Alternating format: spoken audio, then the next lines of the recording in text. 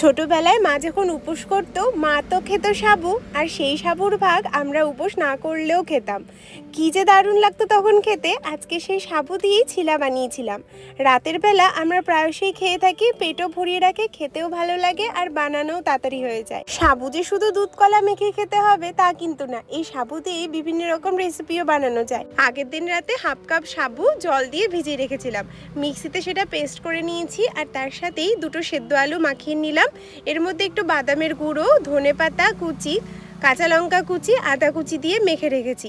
টক দই দিয়েছি 3-4 চামচ, আর এদিকে টমেটোর সাথে একটা চাটনি মতো বানিয়েছি। এই টমেটো চাটনিটা এই সাবুর সাথে খেতে খুব ভালো লাগে। ফ্রাইং প্যানে সামান্য তেল ব্রাশ করে নেওয়ার পর সাবুর ব্যাটারটা ঢেলে দিতে হবে।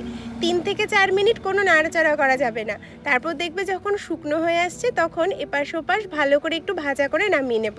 তেলও একদম অল্প লাগে, খেতেও দুর্দান্ত হয়।